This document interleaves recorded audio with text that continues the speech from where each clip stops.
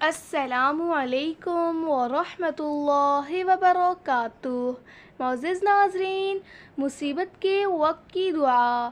رسول کریم حضرت محمد صلی اللہ علیہ وآلہ وسلم نے فرمایا، اگر کسی بندے کو کوئی تکلیف یا صدمہ پہنچے اور وہ یہ الفاظ کہے تو اللہ تعالیٰ اسے ضرور اس کا نعم البدل عطا فرما دیتے ہیں۔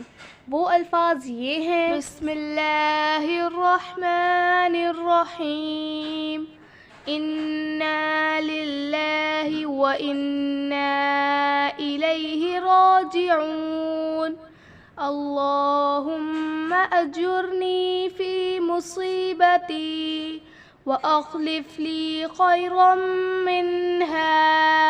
یقیناً ہم اللہ ہی کی ملکیت ہیں اور اسی کی طرف لوٹ کر جانے والے ہیں۔